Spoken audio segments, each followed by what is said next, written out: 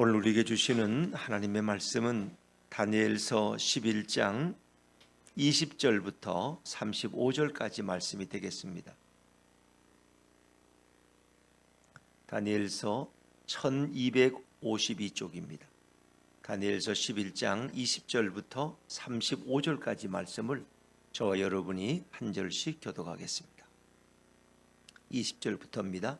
그 왕위를 이을 자가 압제자를 그 나라의 아름다운 곳으로 두루 다니게 할 것이나 그는 분노함이나 싸움이 없이 몇 날이 못되어 망할 것이요 또 그의 왕위를 이을 자는 한 비천한 사람이라 나라의 영광을 그에게 주지 아니할 것이나 그가 평안한 때를 따서 속임수로 그 나라를 얻을 것이며 넘치는 물 같은 군대가 그에게 넘침으로 말미암아 패할 것이요 동맹한 왕도 그렇게 될 것이며 그와 약조한 후에 그는 거짓을 행하여 올라올 것이요 소수의 백성을 가지고 세력을 얻을 것이며 그가 평안할 때에 그 지방의 가장 기름진 곳에 들어와서 그의 조상들과 조상들의 조상이 행하지 못하던 것을 행할 것이요 그는 노략하고 탈취한 재물을 무리에게 흩어주며 계략을 세워 얼마 동안 산성들을 칠 것인데 때가 이르기까지 그리하리라.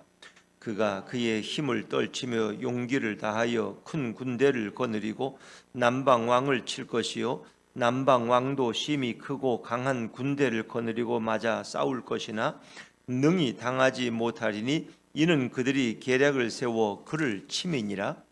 그의 음식을 먹는 자들이 그를 멸하리니 그의 군대가 흩어질 것이요 많은 사람이 엎드러져 죽으리라. 이 두 왕이 마음에 서로 해하고자 하여 한 밥상에 앉았을 때에 거짓말을 할 것이라. 이 일이 형통하지 못하리니 이는 아직 때가 이르지 아니하였으므로 그 일이 이루어지지 아니할 것임이니라. 북방 왕은 많은 재물을 가지고 본국으로 돌아가리니 그는 마음으로 거룩한 언약을 거스르며 자기 마음대로 행하고 본토로 돌아갈 것이며 작정된 기한에 그가 다시 나와서 남방에 이를 것이나 이번이 그 전번만 못하리니 이는 기띔의 배들이 이르러 그를 칠 것임이라. 그가 낙심하고 돌아가면서 맺은 거룩한 언약에 분노하였고 자기 땅에 돌아가서는 맺은 거룩한 언약을 배반하는 자들을 살필 것이며 군대는 그의 편에 서서 성소 곧 견고한 곳을 더럽히며 매일 드리는 제사를 폐하며 멸망하게 하는 가증한 것을 세울 것이며 그가 또 언약을 배반하고 악행하는 자를 속임수로 타락시킬 것이나 오직 자기의 하나님을 아는 백성은 강하여 용맹을 떨치리라. 백성 중에 지혜로운 자들이 많은 사람을 가르칠 것이나 그들이 칼날과 불꽃과 사로잡힘과 약탈을 당하여 여러 날 동안 몰락하리라. 그들이 몰락할 때에 도움을 조금 얻을 것이나 많은 사람들이 속임수로 그들과 결합할 것이며 또 그들 중 지혜로운 자 몇 사람이 몰락하여 무리 중에서 연단을 받아 정결하게 되며 희게 되어 마지막 때까지 이르게 하리니 이는 아직 정한 기한이 남았음이라. 아멘. 할렐루야. 네, 주님의 은혜가 우리 모두에게 함께하기를 간절히 바랍니다. 다니엘서 11장은 좀 복잡합니다. 그러나 또 생각해 보면 뭐 그렇게 복잡한 것도 아니지만 우리가 좀 역사적인 이런 내용들을 생각하면서 이 본문을 읽어야 됩니다. 11장 이 5절부터 19절까지 어제 아침에 우리가 나눴는데 남방과 북방의 왕들의 전쟁의 이야기를 다루고 있습니다. 남방과 북방. 그래서 남방은 주로 에집트, 예루살렘을 중심으로 밑에 남쪽에 있는 에집트를 중심으로 한 나라가 남방이라고 표현돼요. 남방. 그 다음에 예루살렘을 중심으로 위에 북쪽에 있는 그 시리아 중심으로 그것을 북방이라고 합니다. 북방에서 남방과 북방, 남방왕, 북방왕 이런 게 계속 나오니까 여러분이 조금 이제 힘들어하실 수 있는데 남방은 에집트 중심으로 토레이 왕조가 생겨져 있고 그다음에 북방은 시리아를 중심으로 셀루쿠스 왕조가 생겨져 있습니다. 그럼 이들은 어디서 왔느냐? 다 알렉산더의 아래에 있던 헬라와 그리스 시대의 그 아래에서 장군하던 자들이 알렉산더가 죽음 후에 그 네 장군이 그 알렉산더가 다스리던 영토를 사분할해서 다 차지했는데 결국 그 중에서 강성한 자가 이 터레이 왕국과 셀루쿠스 왕조예요. 그래서 그들은 장군들이 스스로 왕이 되고 그리고 알렉산더의 자식들 3명은 다 독살시키고 죽여버립니다. 왜? 왕자를 남겨두면 안 되니까. 늘 반란의 기미가 되니까. 그래서 그 장군들이 이제 네 나라를 차지했는데 그들 중에 뛰어난 자들이 토레이 왕조와 셀루쿠스 왕조입니다. 그리고 그들이 남방을 중심으로 에집트를, 그다음에 북방을 중심으로 시리아를 중심으로 거점을 해서 서로 이제 무력으로 충돌하는데 이 남방과 북방의 싸움이 130년 동안 계속되어져요. 그래서 그 자식의 자식 때까지 무려 한 토레이 왕조 한 6조까지 그리고 셀루쿠스 왕조 6세죠. 셀루쿠스 왕조 한 6세까지 계속 이게 역사를 변화하면서 계속 전쟁을 치러요. 이제 그 얘기가 어제 우리가 다뤘던 본문 속에 소개되고 있습니다. 심지어 자기 딸을 상대방 나라에, 먼저는 남방의 왕이 자기 딸을 북방의 왕의 왕비로 줘요. 그리고 해서 전쟁을 이기려고 이제 그것이 또 실패로 돌아가기도 하고, 또 우리가 어제 말씀 마지막에 보면 북방의 왕이 또 자기 딸을 남방의 또 왕의 부인으로 줘요. 그래서 그 안에서 또 갖가지 일이, 부인이 있는데 또 부인을 또 주니까 이게 왕국 내에도 복잡해지고 서로 죽이고 암살하는 이런 일들이 일어나게 되죠. 이제 어제 아침에 읽었던 마지막 말씀이 17절 말씀인데 한번 같이 읽어보겠어요? 자, 11장 17절입니다. 17절 시작. 그가 결심하고 전국에 힘을 다하여 이르렀다가 그와 화친할 것이요 또 여자의 딸을 그에게 주어 그의 나라를 망하게 하려 할 것이나 이루지 못하리니 그에게 무익하리라. 이 북방 왕은 시리아 왕인데 자기 딸을 남방 에집트 왕의 부인으로 보내요. 그래서 그 나라를 망하게 하려고 자기 딸을 시켜서. 근데 이 자기 딸의 이름이 클레오파트라인데 클레오파트라가 오히려 에집트 왕을 너무 깊이 사랑하는 거야. 그러니까 적당히 부부로 있으면서 이 나라를 망하게 만들어야 되는데 오히려 너무 사랑해가지고 우리 아버지 계략이 이런 거니까 우리가 그렇게 하면 안 된다. 저들이 공격하면 우리는 로마와 손을 잡자. 그래서 이 남방 에집트는 로마와 손을 잡아요. 그래서 북방의 왕이 공격을 해와도 로마의 도움으로 오히려 전쟁을 승리로 이끌게 되는 그런 얘기가 이제 소개되는데, 자, 우리 어제 읽은 말씀이지만 18절 말씀도 한번 읽어볼까요? 18절입니다. 18절 시작. 그 후에 그가 그의 얼굴을 바닷가로 돌려 많이 점령할 것이나 한 장군이 나타나 그의 정복을 그치게 하고 그 수치를 그에게로 돌릴 것이므로. 아멘. 이 북방 왕이 남방을 이제 딸도 보내고 해서 어떻게 좀 전쟁에 이기려고 하는데 그게 또 마음대로 안 되는 게 로마의 스파키오 장군이 나타나서 남방을 도움으로써 북방이 거기도 패배하고 돌아올 수밖에 없어요. 그러니까 빈손으로 돌아오고 철수하면 어떻게 되는 거예요? 이 백성의 엄청난 원성을 사게 되는 거예요. 전쟁 나갔다가 전쟁 한번 나가려면 수십만을 동원해야 되고 그러기 위해서 세금을 걷어야 되고, 근데 그들이 다 한 가정의 아버지고 형이고 아들이고 그렇잖아요. 그들이 죽고 돌아오면은 백성의 원성이로 말해. 더구나 국고가 바닥나는 거예요. 그래서 이 왕이 북방의 왕이 엉뚱한 짓을 하다가 결국 자신도 죽임을 당하고 마는데 그게 19절이에요. 19절 말씀을 같이 읽습니다. 시작. 그가 드디어 그 얼굴을 돌려 자기 땅 산성들로 향할 것이나 거쳐 넘어지고 다시는 보이지 아니하리라. 이제 북방왕 이게 안티오코스 3세인데 아주 포악한 왕, 전쟁을 좋아하고 그래. 심지어 이기게 자기 딸을 상대방 나라에 왕비로 보내놓고는 그 나라를 넘어뜨리려는 이런 계략을 꾸미던 자였는데 그가 전쟁에 로마에 때문에 결국은 전쟁에서 패배하고 돌아와요. 그러니까 국고가 바닥났어. 이거 어떻게 이제 국고를 채우려기 위해서는 어느 사원에 들어가서 그 사원에 있는 재물을 훔치다가 결국 백성들에게 맞아 죽는 사람이 안티오코스 3세예요. 참 불행한 사람이죠.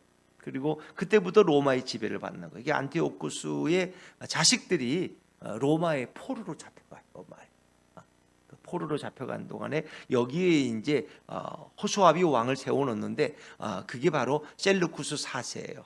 셀루쿠스 4세를 세워놓고 다른 형제들은 다 로마에 이제 끌려가게 되는 그런 상황. 그러니까 이 셀루쿠스가 왕은 됐지만 그런 재정이 바닥났기 때문에 아주 어려운 일을 행하게 되는데, 이게 이제 북방 왕의 다 얘기예요. 자, 20절 말씀을 한번 읽어볼까요? 20절 읽습니다. 20절 시작. 그 왕위를 이을 자가 압제자를 그 나라의 아름다운 곳으로 두루 다니게 할 것이나 그런 분노함이나 싸움이 없이 몇 날이 못되어 망할 것이요. 이게 이제 안티오쿠스 3세는 죽고 그 아들 셀루쿠스 4세가 왕이 되었어요. 그리고 형제들은 다 로마에 끌려가서 로마의 지배를 받는 거예요. 이런 상황. 그래서 그런 너무 국고가 바닥나니까 이 압제자들을 그 나라의 아름다운 곳으로, 이 압제자라는 것은 세금 징수자예요. 세금 징수자. 그러니까 재무장관을 세워서 백성들에게 세금을 걷어오게 하는 거예요. 그래서 참 북방이 하는 팔레스타인까지 와서 예루살렘까지 와서 세금을 걷어가요. 자, 그런데 이제 그런 가운데서 세금 징수하라고 세운 그런 재무장관이 있었는데, 그 재무장관이 헬라우 도루스라는 자인데 그가 자기 힘이 세지니까 오히려 왕이 별로 실권이 없어요. 그러니까 왕을 오히려 독살시켜 버리고 자기가 왕이 되려고 이제 획책하게 되죠. 이런 상황. 근데 그런 상황 속에서 이제 셀루쿠스의 아들이 왕이 되어야 될 상황인데, 거기에 누가 있었느냐? 이제 21절에 보니까 한 비천한 사람이 등장해요. 이 사람이 유명한 안티오쿠스 4세인데 그 이름은 에피파네스라는 자예요. 쉽게 말하면 안티오쿠스 3세의 아들이고 여기 셀루쿠스 4세의 형제예요. 그래서 그는 로마에 가서 14년 동안이나 포로로 가 있다가 다시 돌아오는데, 돌아올 때 자기 형 셀루쿠스가 살해당하고 말아요. 그리고 조카가 왕이 되어야 되는데 자기가 조카를 제치고 자기가 이제 왕이 되는 이런 사람이 바로 이 아주 포악하기로 유명한 이 안티오코스 에피파네스라는 아주 유명한, 아주 교활하고 간악하고 그리고 예루살렘 성전을 초토화시킨 인물이 바로 이 안티오코스 에피파네스예요. 자, 이제 그의 얘기로 다시 돌아갑니다. 자, 21절입니다. 21절 시작. 또 그의 왕위를 이을 자는 한 비천한 사람이라 나라의 영광을 그에게 주지 아니할 것이나 그가 평안한 때를 타서 속임수로 그 나라를 얻을 것이며. 이게 이제 안티오코스 에피파네스의 역사의 등장입니다. 그는 로마에 14년 동안 포로로 가 있다가 돌아왔는데 조카의 자리를 자기가 빼앗아, 수양대군처럼 마치 조카의 자리를 자기가 빼앗고 그리고 이제 나라를 통치하는데 아주 포악하게 통치하죠. 아주 포악한. 그래서 21절에 보니까 그의 왕위를 이을 자는 한 비천한 사람. 비천하다는 뜻은 아주 천하다는 의미도 있지만 아주 비열하다는 의미. 아주 교활하고 보통 비열한 자가 아니야. 이 사람 자기 형이 그 재무장관에게 죽임을 당하자마자 욕망을 가지고 돌아와서 자기가 왕위에 앉고 조카를 쫓아내죠. 그 이 사람이 바로 안티오코스 에피파네스, 이 북방의 아주 교활한 왕이에요. 사실 그는 나라를 이을 그런 영광을 차지할 제목이 안 돼요. 근데 형이 죽자마자 조카를 제치고 자기가 속임수로 그 나라를 얻었다는 거예요. 그래서 그가 평안한 때를 타서 속임수로 그 나라를 얻을 것이며, 이것은 바로 이제 다니엘에게 주었던 예언인데 바로 에피파네스가 이렇게 왕이 될 것을 가리키는 거예요. 북방의 왕이 될 것을. 이 사람이 유명한 안티오코스 에피파네스다. 이제 그래서 그 이후에는 계속 우리가 읽은 본문 35절까지는 이 안티오코스 에피파네스에 대한 얘기가 계속 지속돼요. 그걸 여러분이 좀 이해하시면 되겠습니다. 자, 22절로 넘어가 봅니다. 22절 시작. 넘치는 물 같은 군대가 그에게 넘침으로 말미암아 패할 것이요 동맹한 왕도 그렇게 될 것이며. 자, 그러면서 이 안티오코스 에피파네스는 누구의 재무장관으로서 자기 형인 왕을 죽인 그 헬라우도로스라는 이 재무장관을 또 그를 살해해요. 그러니까 그 재무장관을 따르고 그가 왕이 될 줄 알았던 그런 자들이 바로 22절에 넘치는 물 같은 군대예요. 근데 안티오코스가 그들과 싸워서 그들을 다 패배시켜요. 그리고 자기가 이제 집권하게 되는 거예요. 자기를 반대하는 세력이 이제 없어. 북방에는 이 북방에는 시리아죠. 시리아에는 없어. 그래서 자기가 이제 왕이 되는 거죠. 조카도 제치고 그리고 형을 죽이고 그 자리에 앉으려고 하던 재무장관인 헬라우도로스도 살해하고 자기가 이제 왕이 되는 거예요. 역사 이런 얘기들을 이제 성경은 이렇게 두루뭉실 예언하고 있지만 역사를 따져보면 다 그런 것이다. 그리고 동맹한 왕도 그렇게 될 것이며, 그래서 그런 가운데 또 이웃 나라와 동맹을 맺는데 결국 그들도 이 속이면서 그들을 패배시키는 이제 이런 정책을 펴는 자가 이 안티오코스 에피파네스라는 뜻이에요. 그래서 그가 어느 정도로 교활했느냐? 23절로 넘어가 볼까요? 23절입니다. 23절 시작. 그와 약조한 후에 그는 거짓을 행하여 올라올 것이요 소수의 백성을 가지고 세력을 얻을 것이며. 그러니까 북방 이 시리아가 로마와의 전쟁에 패배하고 힘이 없어요. 그런데 그런 얼마 안 되는 백성들을 모아가지고 이 안티오코스가 아주 교활하게 영토를 넓혀가기 시작해요. 그래서 어느 나라와 이웃 나라와 잘 평화롭게 지내자, 전쟁하지 말고 약조를 해요. 그리고 그들이 방심할 때 기습을 해서 그 땅을 또 차지하는 거예요. 그래서 약조한 후에 그런 거짓을 행하여 올라올 것이요. 아주 이 속임수에 능한 사람이에요. 속임수에. 이웃 나라들과 다 화친 조약을 맺어놓고 평화적을 맺어놓고 그들이 평안할 때 아무 생각 없을 때 기습을 해가지고 그 나라를 차지하고 그래서 소수의 백성을 가지고 큰 나라를 이렇게 세력을 얻게 돼요. 이게 이제 북방 시리아가 그만큼 커져간다는 거예요. 이게 안티오코스 에피파네스, 안티오코스 4세라는 사람의 이제 행적입니다. 그리고 그가 하는 짓거리가 늘 이런 짓거리예요. 자, 24절 말씀을 이제 그에 대해서 잘 설명해 주는 말씀인데 24절을 한번 천천히 읽어 보시죠. 시작.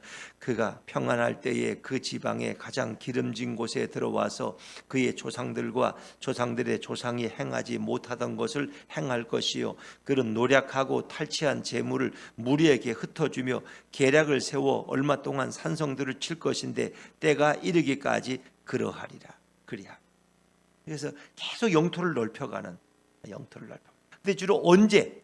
그런 평안할 때 모두가 다 평화롭게 지낼 때 그때 그런 이웃 나라를 침략하는데, 그래서 노력하고 탈취해서 재물을 탈취하잖아요. 전쟁에 이기면. 그리고 돌아와서는 백성들에게 나눠줘, 또 무리에게 흩어주며 이것을 자기 백성들에게 나눠주는 거야. 그러니까 백성들에게 인기가 있어요, 없어요? 인기가 있죠. 전쟁만 나가면 이기고 전리품을 가져와서는 백성들에게 나눠주니까 얼마나 좋아요. 그러니까 백성의 지지를 받는 거예요. 백성의 지지를.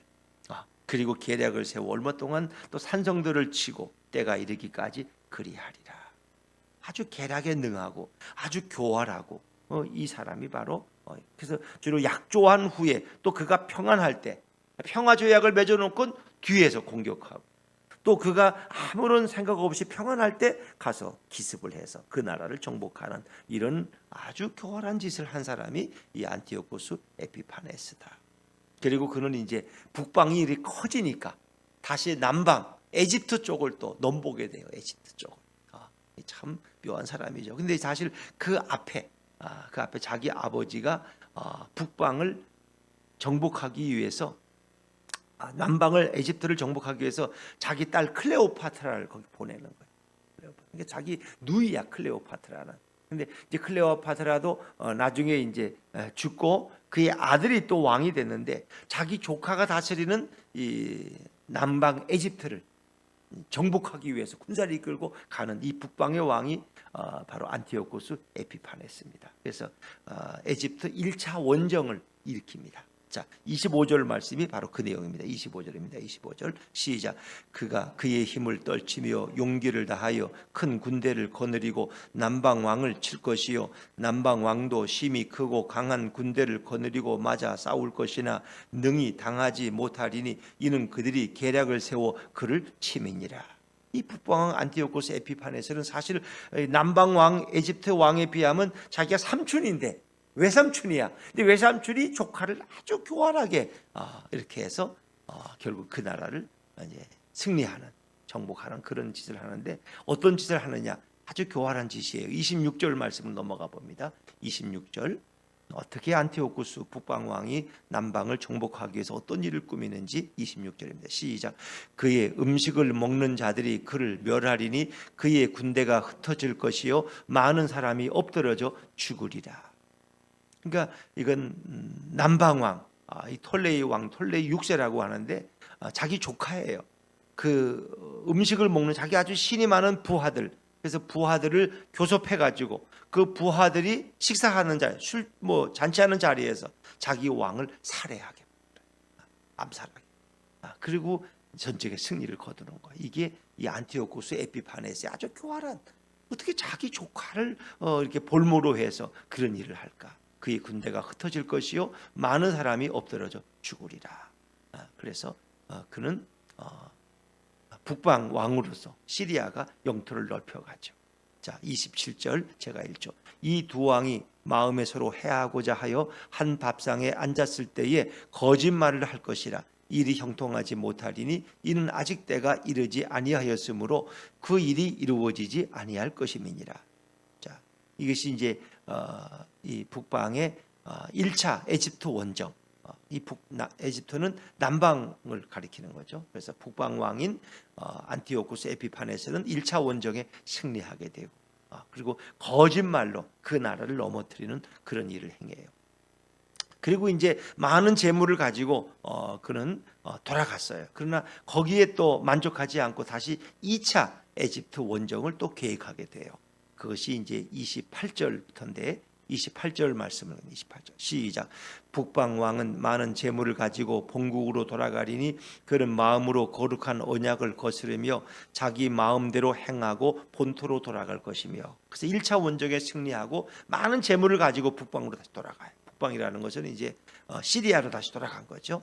자, 그다음에 두 번째 이제 원정을 또 일으켜요. 29절입니다. 29절 시작. 작정된 기한에 그가 다시 나와서 남방에 이를 것이나 이번이 그 전번만 못하리니. 1차 원정만 못하다는, 1차 원정 때는 큰 승리를 거뒀는데 2차 원정 때는 승리를 하지 못해요. 그 이유가 있어요. 그게 이제 30절입니다. 30절 때문에 승리하지 못합니다. 안티오코스 에피파네스가 왜 그랬을까? 30절 시작. 이는 기띔의 배들이 이르러 그를 칠 것임이라. 그가 낙심하고 돌아가면서 맺은 거룩한 언약에 분노하였고 자기 땅에 돌아가서는 맺은 거룩한 언약을 배반하는 자들을 살필 것이며. 이는 기띔의 배들. 이 기띔이라는 것은 마케도냐 혹은 구보로를 가리키는 말인데 이건 주로 로마의 통치에 있는 곳이 기띔이에요. 기띔의 배들은 로마의 해군이야. 로마의 해군. 로마가 굉장한 그 해군력을 가지고 있었어요. 근데 로마가 와서 도와주는 거예요. 로마가 와서. 그래가지고 보기 좋게 패배했어요. 그리고 2차 원정은 실패로 돌아가고 안티오코스 에피파네스가 이제 로마가 개입하니까, 로마가 그때도 굉장히 강성했거든요. 그래서 낙심하고 돌아가면서 맺은 거룩한 언약에 분노하여 그가 돌아가는 길에 어디를 거쳐 남방을 치러 갔다가 돌아오는 길을 꼭 예루살렘을 거쳐 돌아오는 거예요. 이 예루살렘이 이 지형적인 그래요. 모든 강대국들이 다른 나라를 칠 때 꼭 예루살렘을 지나가는 거예요. 팔레스타인 땅. 그러니까 그때마다 어려움. 특히 갈릴리 지방을 지나가. 우리나라가 늘 그렇잖아요. 일본과 중국, 뭐 이런 러시아 이런 와중에서 늘 이렇게 우리를 철구 지나가요. 일본도 중국을 치려고 그럴 때 우리를 정리하고 가려고 인주나라를 일으키는 거죠. 뭐 중국도 일본을 치려면 우리를 또 지나가야 되는 이런 상황. 참 이 지형적인 게 묘하게 되어 있죠. 그런데 그는 전쟁에 2차 원정 패배했어요. 안티오코스 에피파네스는. 그리고 돌아가는 길에 예루살렘을 지나가는데 이제 화가 난 거예요. 그가. 그래서 그 화풀이를 어디다 하느냐? 예루살렘에다 화풀이를 해요.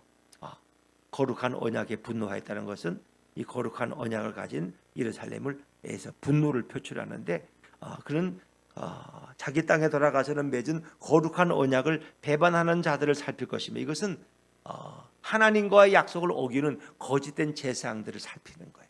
그래서 예루살렘의 제사장이지만 그는 이 북방 쪽에 붙어가지고 안티오코스 에피파네스에게 충성하는 제사장들이 있어요. 이미 그들이 변질된 사람이 너무 많죠. 그래서 누가 그러나 해서 그들은 늘 안티오코스에 대해서 아주 유화적이었고 충성하는 자들, 하나님께 충성하는 자들이 아니라 안티오코스 에피파네스에게 충성하는 자들이. 그래서 그들을 살폈어요. 그들은 거룩한 언약, 하나님과의 언약을 배반한 자들, 그들을 살폈어요. 그리고 나서 이제 군대를 동원해서 예루살렘을 본격적으로 괴롭히기 시작해요. 괴롭히기. 이 전쟁의 화풀이에요. 그러면서 31절에 그가 이런 일들을 행하게 되죠. 안티오코스 에피파네스가 31절을 읽으면 31절 시작.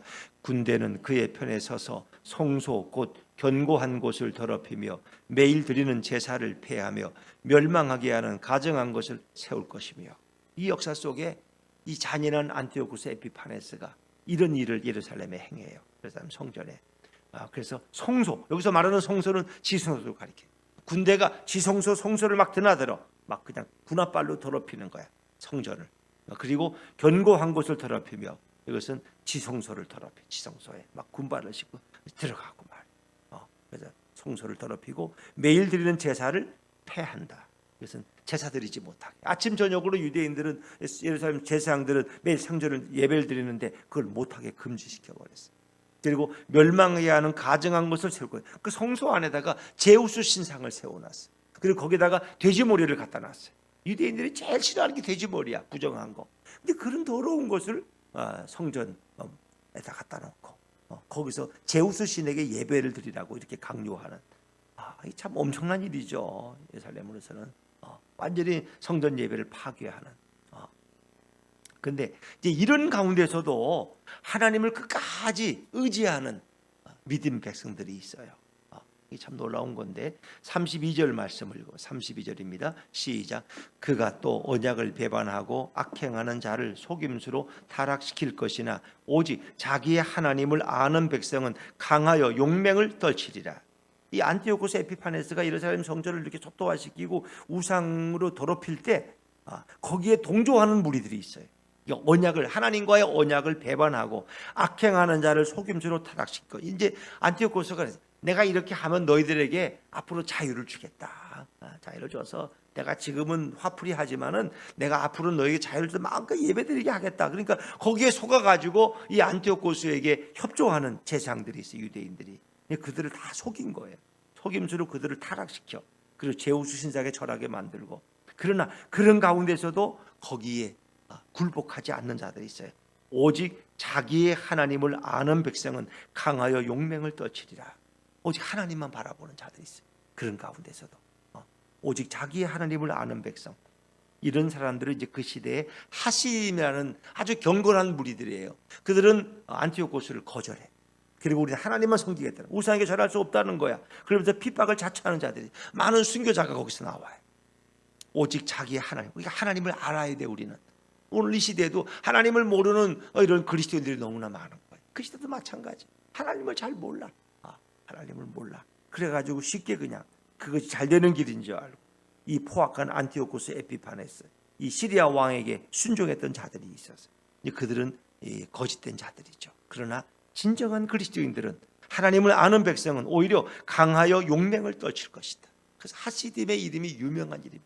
하시딤, 경건한 무리들, 기도하는 자들은 안티오코스에 대해서 거절하고 저항하고 순교를 자처합니다. 자, 그래서 그 땅에도 이 하나님이 세우신 이 지혜로운 자들, 이 하시딤이라고 부르는 이 하나님만을 경외하는 자들이 오히려 그들이 또 한때는 융성하게도 되죠. 그러나 오래 가지를 못해요. 33절입니다. 33절 시작. 백성 중에 지혜로운 자들이 많은 사람을 가르칠 것이나 그들이 칼날과 불꽃과 사로잡힘과 약탈을 당하여 여러 날 동안 몰락하리라. 몰락하리라. 이 하시딤이라는 자들이라서 안티오코스에 저항해 보지만 오래 가지는 못해요. 오래 가지는 못해요. 백성의 지지를 받지만 왜? 군사들을 동원해서 그들을 막 포악하게 약탈하고 죽이고 이러니까 쉽게 그들도 몰락해버리고 말아요. 자, 이제 이런 상황에서도 거짓된 유대인들은, 또 제사장들 그룹은 이 안티오코스 에피파네스에게 충성을 하고 몰락해 가면서도 그들과 결합. 근데 안티오코스는 계속 유대인들을 속여요. 이렇게 지금 내 말만 잘 들으면 앞으로 예루살렘에 온전한 평화를 주겠다는 거예요. 마음껏 너희 하나님께 예배드리도록 내가 허락하겠다는 거예요. 여기에 속여서 많은 백성들이 넘어가요. 그리고 제우스 신상 앞에 절해요. 34절 말씀이 그 말씀이에요. 34절 시작. 그들이 몰락할 때에 도움을 조금 얻을 것이나 많은 사람들이 속임수로 그들과 결합할 것이며, 이런 얘기들은 이런 와중에 유대인들 중에서도 하나님을 아는 자들은 끝까지 저항하고 하나님을 모르는 자들은 이것이 옳은 줄 알고 이 성전을 그래도 우리가 지키려면은 안티오코스에게 협력해야 돼. 그래야지 이걸 불태우지 않지. 이러면서 거기 협력하고 오히려 하나님을 떠나는 이런 자들이 이제 그런 와중에 갈등 속에 있는데, 그때 또 하나님이 지혜로운 사람들을 일으켜요. 근데 그들이 누구냐 하면은 이제 마카비 형제들이야. 마카비 형제. 마카비의 5 형제가 있는데 이 마카비 형제들이 일어나서 그들은 무력으로 무기를 가지고 이 안티오코스 시리아 세력에 대항을 합니다. 그래서 이 마카비 형제들이 오랜 시대 동안 아주 혁혁한 공을 거둬요. 그리고 결국은 이 마카비 형제들의 투쟁으로 인해서 이 안티오코스 에피파네스가 예루살렘을 떠나게 돼요.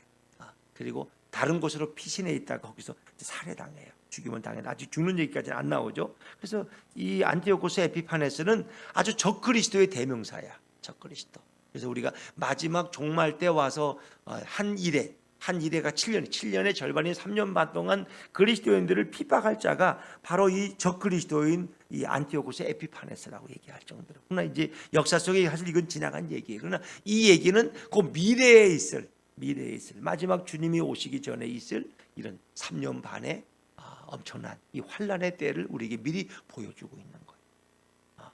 그래서 우리 5절 말씀으로 넘어가면 35절입니다. 35절 시작.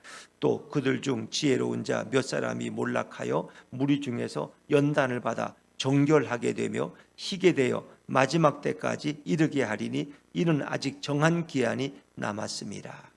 지혜로운 자, 이 사람들은 이제 마카비 형제들인데 거기에 저항을 하게 돼요. 그리고 그 연단 가운데서 오히려 그들은 힘을 얻고 그리고 정결하게 되고 그래 돼요. 그 모두가 다 이렇게 그 더러운 제우스 신상 앞에 절하고 자기 영혼을 더럽힐 때 자기를 더럽히지 않고 끝까지 저항하면서 하나님만을 섬기기로 작정한 사람, 이 마카비 형제를 따르는 많은 유대인들이 생겨나게 돼요. 그들이 포기하지 않습니다. 그리고 결국 그들이 승리해서 안티오코스 에피파네스를 예루살렘에서 몰아내죠. 근데 그 얘기까지는 아직 안 나오는데, 자 이렇게 돼서 마지막 때까지 이르기, 마지막 때라는 건 종말을 얘기하는 거예요. 환란의 마지막 때까지 이르게 하는데 이는 아직 정한 기한이 남았습니다. 아직 종말의 시간이 오진 않았어요. 이 하나님이 허락하신 이 연단과 환란의 시간이 있어요. 근데 아직 그때는 아니야. 지금은 아직은 그런 고난의 때예요. 그래서 안티오코스도 아직 죽지 않고 그때까지는 살아있는 거예요. 이제 그런 상황. 그래서 아직 정한 기한. 그러니까 하나님은 그 정한 기한까지 이 안티오코스 에피파네스를 살려둬요. 적그리스도 세력이 계속해서 믿는 자들을 핍박하는 그런 시간들을 하나님이 정하신 때가 있다는 거예요. 자, 이제 그리고 이제 우리가 내일 말씀에 또 이제 그것을 종결짓게 되는데, 하여튼 이런 상황에서 이 남방과 북방왕의 수많은 전쟁의 이야기들, 그리고 얼마나 교활해요. 남방왕이 한때는 자기 딸을 또 북방왕에게 왕비로 주고 또 북방왕이 자기 딸을 또 남방왕에게 줘서 서로 상대방을 넘어뜨리려고 딸까지 줘가면서 희생시키면서 이런 인간들의 이 전쟁의 비참한 역사. 그럴 때마다 백성들은 얼마나 많은 고난을 당해요. 고려 전쟁에서 KBS에서 이렇게 하는 게 있는데, 이제 그 전쟁을 강갑장 같은 이들은 반대해요. 전쟁에 나오면 백성들이 다 이거 어려움 당한다. 그러나 전쟁을 막을 수는 없어. 거란이 이 고려를 치려고 작정을 했기 때문에 이제 그런 상황에 전쟁이 얼마나 비극적이냐. 이 많은 전쟁을 130년 동안 겪은 백성들은 어떤 왕을 기다려요? 평화로운 왕. 정말 우리를 사랑하고 정말 우리에게 구원을 줄 왕을 기다려요. 왜? 이 남방왕이나 북방왕이나 전쟁에만 왕이랬지, 욕심만 세웠지, 야망을 불태웠지 백성들을 생각하지 않았어. 이제 그런 와중에 백성들은 진정 우리의 메시아가 오셔야 된다. 진정 우리를 사랑하시는 메시아, 평화로운 왕이 와야 된다. 그래서 이것이 바로 메시아의 대망 사상이 되는 거예요. 이런 전쟁. 왜 성경은 이런 많은 전쟁의 역사를 기록할까? 우리는 오직 평화의 왕으로 오시는 예수 그리스도를 기다려야 된다는 거예요. 이제 앞으로 성탄의 계절, 대림절이 곧 12월 첫째도 시작되잖아요. 그래서 우리는 늘 인류는 이 땅에 오시는 메시아, 평화의 왕을 기다리는, 그분의 이름은 기묘자와 모사와 전능하시는 왕이요 평강의 왕이요 영존하시는 아버지신 그분을 우리는 기다리는 거예요. 그리고 이 세상 나라들은 뭐 남방이 강했다, 북방이 강했다, 알렉산더가 어쨌다 하지만 결국 다 사라져. 그리고 결국 하나님의 나라가 임하는, 하나님의 나라가 완성돼요. 예수 그리스도가 오심으로써 이제 그 나라를 우리는 소망하고 기다리는 거예요. 우리에게 그 나라를 바라보게 하는 거예요. 그래서 우리는 이 다니엘서를 통해서 정말 미가엘 천사장도 이렇게 등장합니다만은 이 땅의 전쟁은 눈에 보이는 것이고 눈에 보이지 않는 영적 전쟁이 계속되고 있다는 거예요. 이것은 세상의 혈과 육의 싸움이 아니라 공중고대 잡은 자들, 이 어둠의 영들, 사단 마귀와의 싸움이 오늘도 계속되어지고 있다는 거예요. 그 우리가 깨어 있을 때 주님 우리 편이 되어 주시는 거예요. 우리의 대장 되신 예수님의 깃발 아래 우리가 서는 것이 우리가 예배드리는 것이고 기도하는 것이고 그분을 향한 우리의 마음이 변개치 않는 거예요. 그럴 때 주님 우리에게 마지막 승리를 주시는 거예요. 그래서 오늘 성경은 다니엘서는 어찌 보면 쓸데없는 것 같아. 다니엘 11장에 뭐 남방왕 북방왕 뭐 복잡해서 모르겠어. 그러나 이건 다 역사 속에 있는 얘기예요. 심지어 이걸 비판하는 자들은 어떻게 성경에 다니엘이 이걸 잘하느냐, 이건 다 이거 지나고 나서 이거 누가 집어넣은 거다 그러는데 아니에요. 다니엘 시대 이런 사건이 있기 전에 300~400년에 이미 전에 바벨론 포로로 있을 때 다니엘은 이미 그것을 다 예언으로 받았어요. 환상으로. 그리고 그것을 기록해 놓은 것 책이 이 다니엘서예요. 그리고 후에 그것이 다 그대로 이루어져 가고 있는 거예요. 이제 마지막에 로마까지 연결되게 되는 거죠. 그러면서 진정한 이 땅에 오시는 메시아를 기다리는 거죠. 여러분, 그렇습니다. 오늘도 우리가 의지하고 바라봐야 될 분은 이 땅의 영원한 왕이신 예수 그리스도밖에는 없는 줄로 믿습니다. 다시 이제 평화의 왕으로도 이 땅에 오실 우리 예수님을 바라보면서 오늘도 예수님을 우리의 주인으로 삼고 그분과 동행하는 인생이 가장 행복한 삶입니다. 그래서 우리는 이 땅에 소망을 두지 않고 하나님 나라를 바라보는 본향의 백성으로, 천국 백성으로 오늘도 이 땅에서 살아가고 있는 것입니다. 그래서 우리는 깨어서 기도하고 주님의 오심을 기다리는 마치 지혜로운 다섯 처녀와 같이 오늘도 기름에 등잔에 기름을 준비하고 주님을 기다리는 삶을 살고 있는 것입니다. 이런 아름다운 여러분의 도전이 오늘도 주님 앞에 아름답게 상달되어지고 예수님과 동행하는 승리의 하루가 되시기를 주의 이름으로 축원합니다. 기도하겠습니다. 주님 감사합니다. 남방왕과 북방왕 이 많은 전쟁의 연속 속에서 우리는 무엇을 깨닫습니까? 안티오코스 에피파나스란 아주